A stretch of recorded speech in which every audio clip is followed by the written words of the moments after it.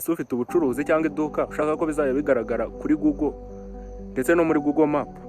Muri iyi video ndakwereka uburyo wafungura Google Business Profile, igikoresho cya Google gituma ubucuruzi bwawe bumenyekana, ukabona abakiriya benshi ndetse ugatanga address za business zawe. Rero ni byose, reka dukomezanye. Ntibagirwa gukanda subscribe, share and comment. Ibintu uraza gusabwa ni ibintu bigera nko muri bitanu. Cya mbere usabwa kuba ufite Gmail account. Cya kabiri usabwa kuba ufite izina rya business. Cya gatatu address, ubwo ndavuga phone n'izindi address. Cya kane ugomba kuba ufite aho business iherereye. Gatanu uraza gusabwa amafoto ya business yawe. Reka dutangire. Tudatinze uraza ufungure web browser yawe, nge nkoresha Safari, ariko nawe iyo waba ukoresha yose nta kibazo. Ufite Google Chrome, ufite Mozilla Firefox, ufite Microsoft Edge, iyo waba ufite yose nta kibazo. Ndaza nyinjiremo, nge aho nsacingira nandikemo business.google.com, sacinge, negereze gato, ndahita njya hano kuri start now. Hano bambajije izina rya business, yanjye yitwa Fresh Horizon.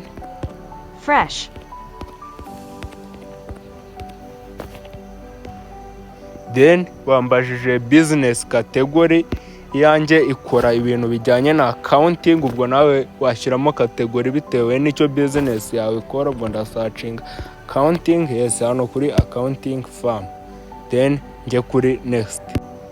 Hano bambajije nimba mfite location nkoreramo ku buryo abakiriya bajya bahansanga cyangwa bakansura, wenda mfite nk'ububiko cyangwa office. Yes, nge ndayifite, ndajya kuri yes. Ubwo nawe byaterwa, uyifite urajya kuri yes, utayifite urajya kuri no, then tujye kuri next. Hano barambajije ngo shyiramo address za business yawe. Ndaza hano kuri country or region, mitemo u Rwanda kuko ariho iyangiri. Ubwo nawe urahitamo bitewe n'igihugu urimo. Street address ndashyiramo iyanjye, nawe washyiramo iyawe. Aho business yawe izajya ikorera ni address y'umuhanda.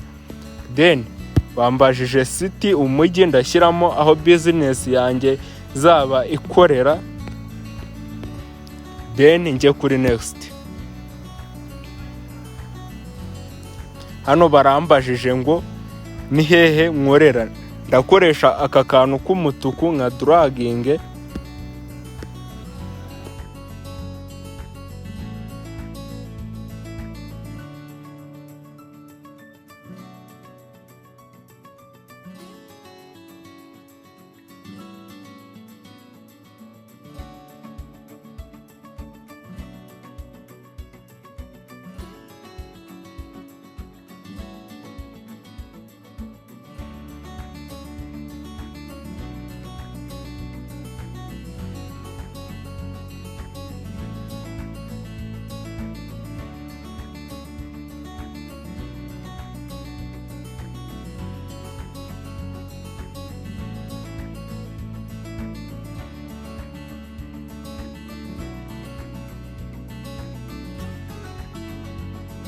Ubwo nimba wajya ushyira abakiriya ibicuruzwa, urajya kuri yes. Nkanjye urugero ko mvuga ati accounting firm yanjye, igihe business dukeneye ngo tuze turebe uburyo business ikora, tuyisanga aho iri. Ubwo bivuze ko nsura abakiriya banjye cyangwa bakorera delivery, ndaza njya hano kuri yes. Ubwo nawe wahitamo bitewe, ubundi tujye kuri next.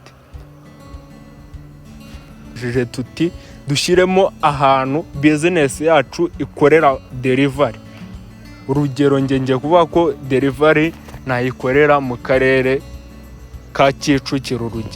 Urugero wowe washyiraho bitewe naho abantu wajya uba deliveryingira. Kicukiro nyihitemo, then njye kuri next. Ubwo ufite n'ahantu henshi wahahitamo nta kibazo. Hano tugiye gutanga address za business, telefone. hano uraza uhitemo igihugu cyawe, nge ni u Rwanda, nshyiremo nimero ya business. Then bansabye website ariko bambwiye ko ari optional, bivuze ngo utayifite nta kibazo ariko uyifite wayishyiramo. Nanjye nayo mfite. Hano batubwiye ati add chat ku buryo abantu bajya bakwandikira. Reka nge mvuga urugero ngo ndashaka ko bazajya banyandikira kuri WhatsApp. Wenda reka nge urugero mvuge ngo bazajya banyandikira kuri message, then nshyireho igihugu cyanjye ni u Rwanda, then mitemo nimero nshaka ko bazajya banyandikiraho. Yes, nimbisoza mbishoje byose njye kuri next.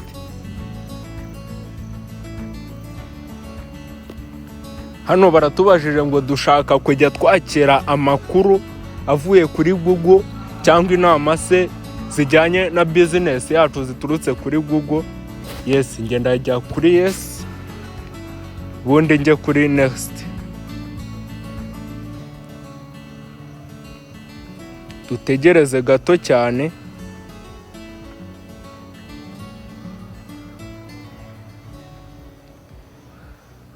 Yes, hano barambwiye ngo I'm now verified. Yes, ndahita njya hano kuri next. Hano ngiye gushyiraho, hano bansabye gushyiraho amasaha business yanjye ikoreraho. Urugero nge reka mvuge ngo izajya ikora kuva ku wa mbere kugera ku wa gatanu.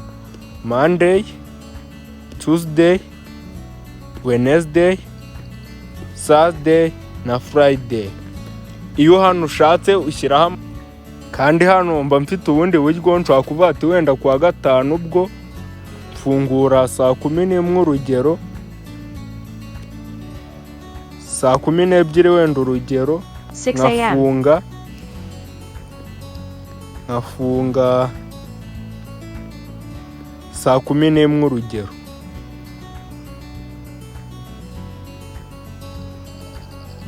Avuga urugero mfunga saa 11 urugero, 7 p.m. then nkajya kuri next.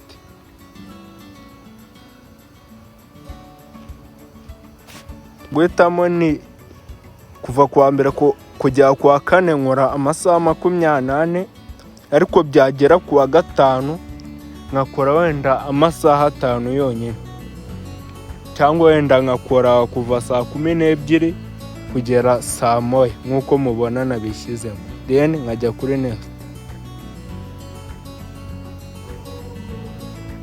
Hano barambwiye ngo nshyiremo ubusobanuro bwa business. Nge nshobora kuvuga ni fresh horizon, ni company ifite uburambe mu guteza imbere ama business binyuze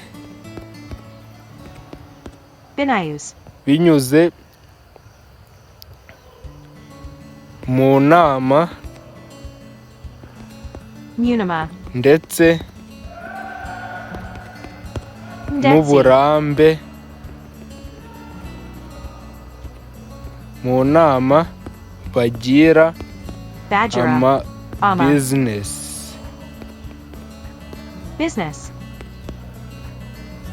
Fresh horizon ifite uburambe bw'imyaka 5. Buyaka 5. Ushaka Ashika kuduhamagara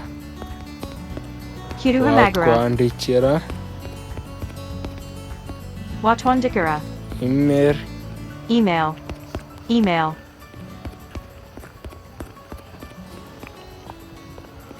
elianibios@gmail. Urugero nge mbikoze gutya, nawe washyiramo description ushaka, ndetse iyi ni key ya business profile kuko ibi nibyo bisobanura muri make business yawe. Then tukajya kuri next. Hano baratubwiye ngo dushyiremo amafoto. Nge nta mafoto mfite, kampe gushyiramo iyo nshatse, uretse ko nta mafoto mfite muri telefone. Nge nta mafoto mfite ya business. Ubwo ndajya hano kuri skip, wowe uyafite wayahitamo ubundi ukajya kuri next. Then na hano barambwiye ngo nshyiremo amafoto ya business, nayo mfite, uyafite wayashyiramo, ndetse n'iki kintu nacyo ni icy'ingenzi cyane. Hano barambwiye ngo na advertising, hano abari kuri paid plan, bivuze ko ngiye hano kuri get started byansaba kwishyura, kandi twe turashaka Google business profile y'ubuntu. Ndazanjya hano kuri skip. Hano bari kumbwira kuma domain iri professional, naho byo bisaba kwishyura. Ndajya kuri skip, then nje kuri continue.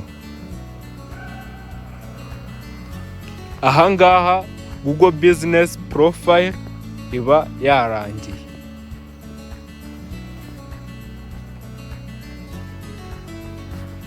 Hariya Google business profile iba yarangiye.